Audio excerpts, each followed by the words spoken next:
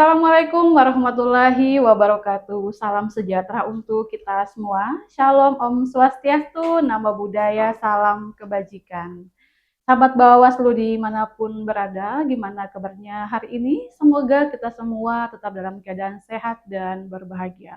Senang sekali saya Fitri kembali menyapa sahabat dalam podcast Bu Heli, Bawaslu Hulondalo Edukasi Pemilih, tentunya dengan informasi seputar pengawasan pemilu dan demokrasi di Gorontalo. Dan sahabat Bawaslu, hari ini nih kita tentu belum akan membahas terkait demokrasi.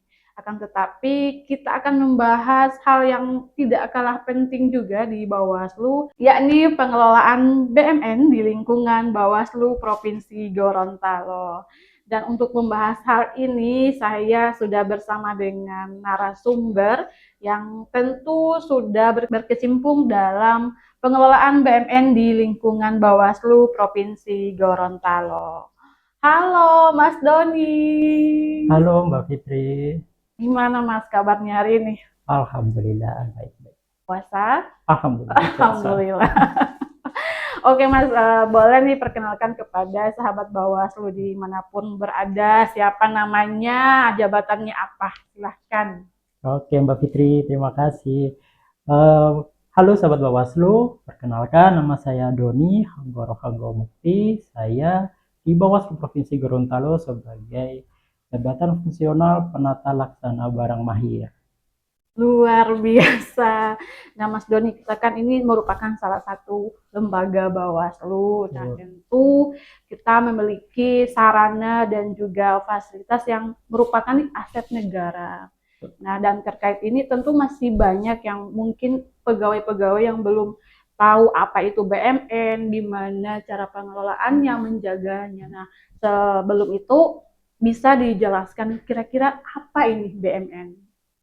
Oke Mbak Fitri, BMN ya, BMN itu kalau secara teoritis gitu ya, adalah barang-barang yang kita peroleh dari pembelanjaan menggunakan anggaran negara atau APBN, atau bisa juga barang yang kita peroleh dari hibah atau perolehan lainnya. Nah, perolehan lainnya itu bisa jadi mungkin dari bank, dan itu harus bernilai di atas 1 juta gitu. Jadi itu sudah dianggap sebagai barang milik negara. Jadi barang yang dibeli oleh uang negara nih. Betul. Kalau yang kita beli sendiri terus digunakan di kantor itu gimana Mas? Itu barang yang kita gunakan untuk bekerja, tapi bukan BMN. Oh, berarti tidak dicatat ya Mas? Tidak. Ya. Nah, mungkin bisa dijelaskan lebih rinci Mas, apa saja nih jenis-jenis BMN yang ada di kantor Bawaslu Provinsi Gorontalo? Untuk di kantor Bawaslu Provinsi Gorontalo ya, sebagai informasi, Bawaslu Provinsi Gorontalo kan memiliki anak satker ya, anak satker. Di Bawaslu Provinsi sendiri untuk saat ini memiliki satu bidang tanah. Dan tanah itu berasal dari hibah dari pemerintah Provinsi Gorontalo. Wah, luar biasa. Berarti sudah ada ya? Ya, alhamdulillah kita sudah terima tanah. Namun belum ada bangunan. Ya, mungkin ya ke depan kita bisa doakan sama-sama biar ada bangunannya ya. Ya Rabbal Alamin. Kemudian di Bawaslu Provinsi Gorontalo juga memiliki kendaraan dinas jabatan dan kendaraan dinas operasional. Kalau kendaraan dinas jabatan itu untuk eselon 2 atau eselon 2 yang setara. Jadi untuk kepala sekretariat dan pimpinan di Bawaslu Provinsi Gorontalo. Kemudian selain kendaraan dinas jabatan, kita juga memiliki kendaraan dinas operasional. Nah, kendaraan dinas operasional ini yang digunakan oleh tiap-tiap bagian. Di Bawaslu kan ada bagian ya, gitu. Di Bawaslu Provinsi Gorontalo kan ada 3 bagian ya. Nah, kemudian ada juga kami ini juga punya motor. Motor juga ada. Jadi semua kendaraan yang memiliki bukti kepemilikan ya. Jadi semua resmi. Nah, kemudian juga ada barang-barang elektronik. barang-barang peralatan dan mesin. Nah, seperti itu. Itu seperti laptop, komputer, printer yang selalu setiap hari kita gunakan ya. Termasuk mic ini. Ini Oh iya, barang ini milik negara ini. BMN. Ini Ya, ada betul labelnya. kemudian ada juga barang yang bukan peralatan dan mesin. Contohnya seperti meja. Meja Oh ini iya. termasuk barang milik negara. Kemudian kursi ini barang milik negara juga. Ya, jadi banyak, termasuk mungkin website di Bawaslu Provinsi Gorontalo itu adalah BMN. Luar biasa. Sebagai informasi ya. Baik, nah sesuai nih sama jabatannya Mas Doni juga, Iya. penata laksana barang mayat. Iya. Nah, tentu perannya di BMN ini sangat penting ya Mas ya, dan bisa mungkin dijelaskan kira-kira perannya ini apa? Saya dan juga rekan saya di sini, saya ada 2 orang. Saya dan rekan saya itu memiliki kewajiban dan tanggung jawab untuk melakukan pengelolaan BMN di sini. Ada berbagai jenis tahapan ya istilahnya, dari mulai perencanaan tahap awal, baru kemudian penatausahaannya. Jadi setelah kita terima perencanaannya, kemudian kita dari bagian yang lain ya melakukan pembelian, baru habis itu kita melakukan penatausahaan dari barang yang kita beli, baru habis itu kita melakukan juga pemeliharaannya, kemudian melakukan jika ada barang-barang yang dirasa sudah rusak, kita melakukan pemindah tanganan, apakah dipindahkan ke satker lain atau kita lakukan penghapusan bisa melalui lelang atau Yang kita, kemarin itu Mas ya, ya. betul sekali.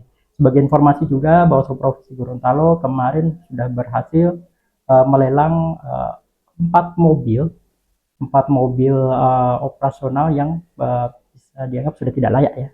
Kemudian dan satu mobil khusus.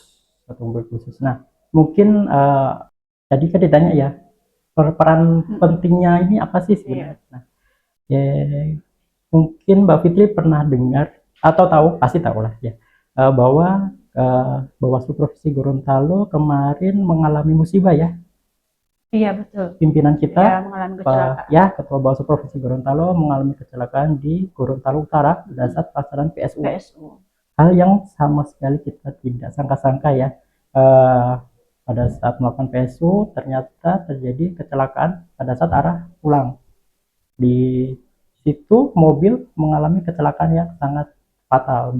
Nah, fungsi BMN itu bekerja pada saat terjadi hal seperti itu. Mobil yang rusak, mobil jabatan tersebut tidak bisa digunakan kembali. Nah, di situ peran pengelola BMN seperti saya harus segera melakukan tindak lanjut. Ini harus kami apain? Karena jika kita tidak melakukan tindak lanjut sesegera mungkin, mobil akan mangkrak istilahnya di sini ya. Jadi tidak berguna, tidak bermanfaat,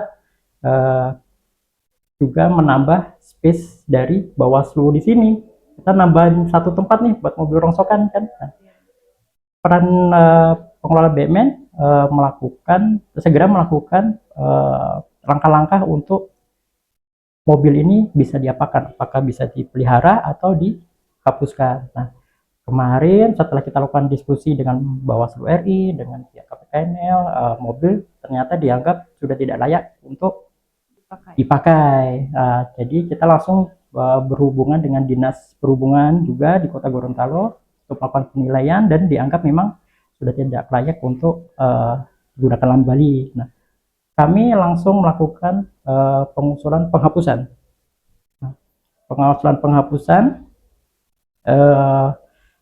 Dan alhamdulillah mobil tersebut laku dengan kondisi separah itu, dan dalam jangka waktu yang kalau nggak salah 6 bulan.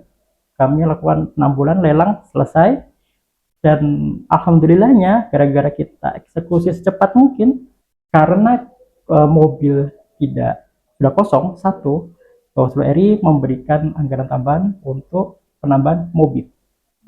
Nah, kalau seandainya kita dari pengelola BMN tidak melakukan hal itu, mungkin mobil jabatan kita kurang satu. Itu Luar salah satu contohnya. biasa.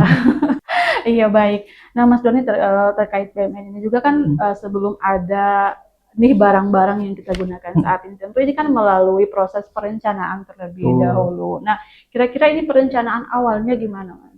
Nah, perencanaan kan berarti harus ada kebutuhan dulu. Iya. Nah, kebutuhan seperti saya tadi bilang bahwa di bawah Profesi Gorontalo itu terbagi jadi 3 bagian ya. Pengawasan, bagian hukum, dan juga administrasi. Nah, dari setiap bagian itu yang menyampaikan kebutuhannya kepada kami. Nah, kemudian dari kami langsung akan melakukan pengecekan atas data. Misalkan, sekarang bagian humas ya, bagian humas untuk kamera. Betul. Ya, butuh kamera. Saya disampaikan, oh Mas Doni saya butuh kamera yang bagus. Dari kami, pengelola BMN akan melakukan pengecekan data.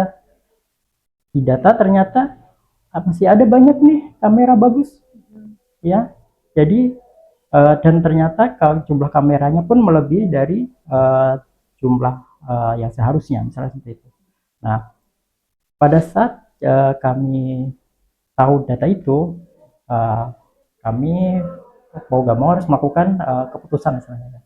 Nah, kami harus melakukan penolakan atas permohonan tersebut, begitu contohnya. Nah, tapi kalau misalkan ternyata di data ada kamera berlebih, tapi ternyata rusak berat semua, dan ternyata memang dari bagian humas tidak memiliki kamera apapun untuk digunakan, kami harus melakukan pengusulan atas kamera itu. Tapi untuk barang seperti kamera, kami harus melakukan pengusulan ke bagian perencanaan. Nah, kalau di bagian BMN yang kami rencanakan itu seperti pembelian kendaraan, terus kemudian pembangunan gedung. Nah, seperti itu yang kami usulkan perencanaannya di RKBMN. Baik. Nah, dan jika nih Mas Doni setelah barangnya nih sudah ada, nah tentu bagaimana caranya untuk memastikan nih mekanisme pemanfaatan barang milik negara ini agar tetap difungsikan sesuai dengan fungsinya masing-masing. Ya, itu juga sebagai salah satu tanggung jawab kami juga ya, bahwa barang ini benar-benar dimanfaatkan sesuai dengan peruntukannya. Nah, kan contohnya mic ini kita usulan pembeliannya digunakan untuk podcast ya. Tapi ternyata mic ini dipakai untuk karaokean di ruangan. Nah, itu kan nggak boleh. Nah, itu yang istilahnya kami yang mengontrol hal itu. Nah, kalau misalkan barangnya sudah ada, baru habis itu kami langkah pertama yang akan kami lakukan itu kami akan membuat seperti berita acara serah terima kepada siapa yang membutuhkan barang tersebut. Misalkan pembelian mic alat podcast ini sudah dibeli, pada saat setelah dibeli barang kita terima secara administrasi keuangan sudah selesai, kami akan membuat berita acara serah terima dari BMN kepada tim humas sebagai penanggung jawab dan pemohon dari ini. Nah, setelah ditandatangani BAST itu, nah tanggung jawab pemeliharaannya, keamanannya itu sudah beralih kepada penerima, pemegang. Betul sekali. Jadi hal itu pun yang selalu kami tekankan kepada teman-teman pegawai di sini, bahwa tiap barang yang Anda terima, gitu, teman-teman terima, itu sudah menjadi tanggung jawab Bapak Ibu sekalian, Bapak Ibu teman-teman pegawai di sini. Jadi wajib dijaga keamanannya, dirawat dengan baik, jangan disalahgunakan. Iya. Nah, nanti nih Mas Doni, misalnya yang tadi disebutkan bahwa harusnya untuk podcast malah digunakan untuk karaokean. Itu BMN seperti Mas Doni punya hak nggak untuk menarik nih barang? Dari BMN langkah-langkahnya mungkin ya, kami melihat ketidaksesuaian pemanfaatan dari barang tersebut ya. Kami mungkin akan melaporkan dulu ke atasan. Nah, dari atasan menyampaikan harus dilakukan penarikan karena sudah tidak sesuai dengan peruntukan. Nah, maka kami berhak untuk mengambil. Di BST pasti akan disampaikan. Jika disampaikan tidak digunakan sesuai dengan peruntukan, kami berhak menarik. Nah, kira-kira dalam pengelolaan BMN ini, Mas Doni, di Bawaslu Provinsi Gorontalo, apalagi kan kita juga ada beberapa Bawaslu kabupaten kota yang masih belum satker ya. Nah, kira-kira ada tantangan nggak, Mas Doni, terkait pengelolaan ini? Tantangan masih ada tantangan, apalagi posisi sekarang yang belum satker ada dua ya, di Bawaslu Kota Gorontalo dan Bawaslu Gorontalo Utara. Kalau tantangan pertama itu monitoring atau kontrolnya tidak maksimal karena jarak jauh, ya kan? Ya. Tanggung jawab pengelolaan di Bawaslu Kota Gorontalo dan Bawaslu Gorontalo Utara itu masih melekat di Bawaslu Provinsi Gorontalo. Jadi di kami. Dan karena jarak tersebut, kontrol kami tidak bisa maksimal. Jadi kami istilahnya tidak bisa ya setiap hari, setiap bulan atau setiap beberapa bulan pun melakukan kontrol ke sana pun mungkin ya akan sulit begitu, apalagi di tengah masa efisiensi seperti ini ya. Nah, tapi untungnya kami punya tim BMN sendiri di masing-masing kabupaten non satker tersebut.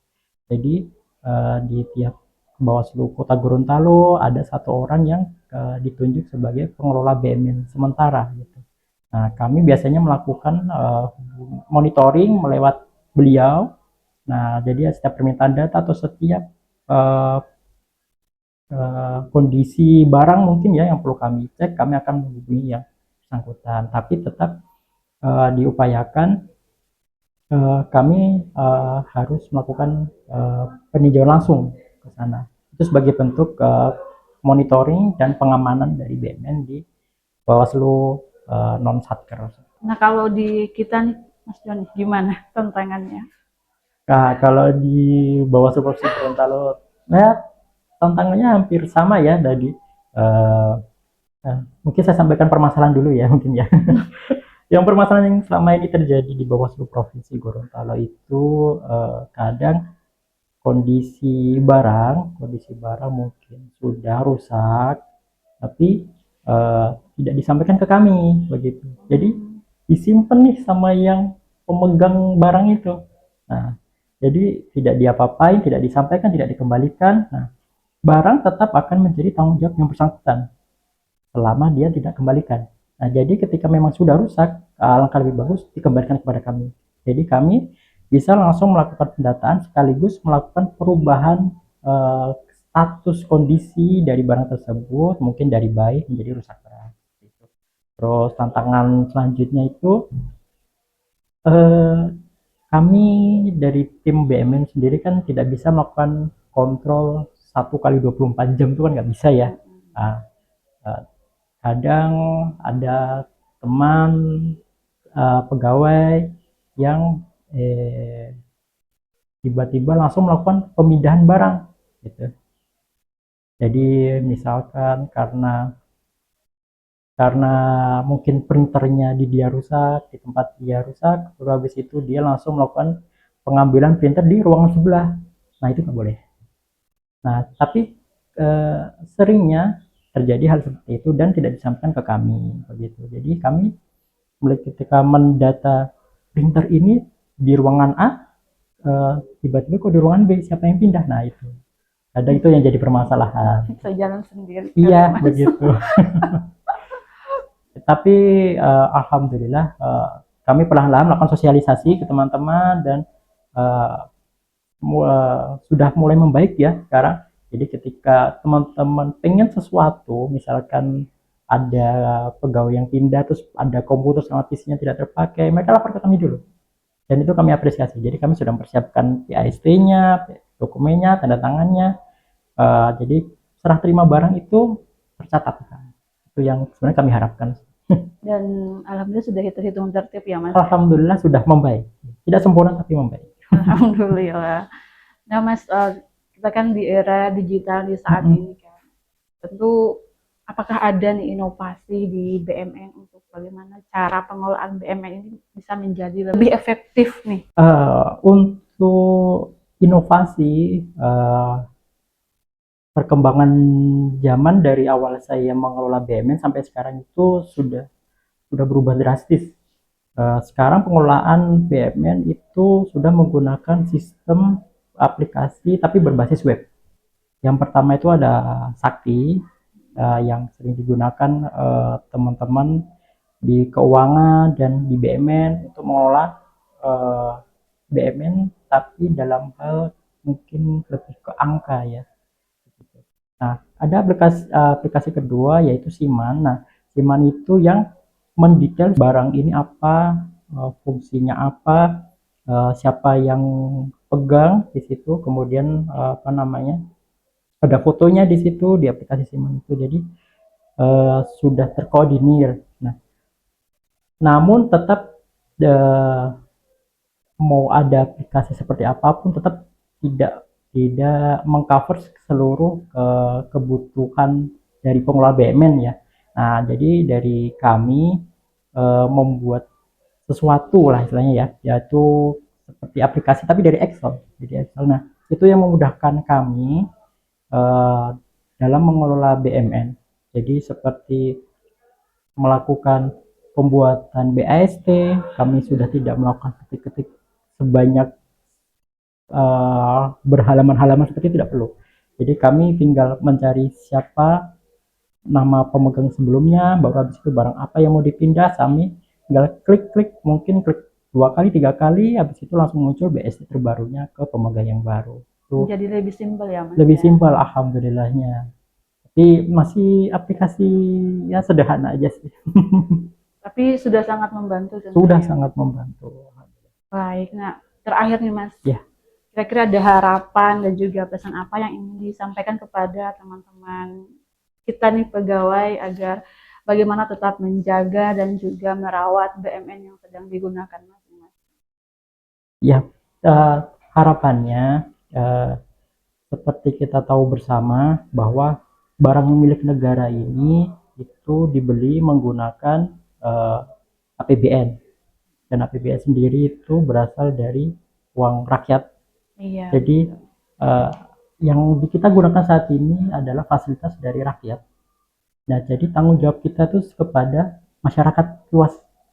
Jadi kita nggak bisa sembarangan menggunakan atau menyalahgunakan ataupun mengambil, itu nggak boleh. Nah, jadi saya harapkan uh, teman-teman pegawai bisa menjaga barang yang sudah dititipkan pada masyarakat untuk Bapak Ibu gunakan untuk bekerja di bawah supervisi Gorontalo, kemudian dirawat, dijaga keamanannya, ya jangan sampai hilang, nanti saya yang pusing.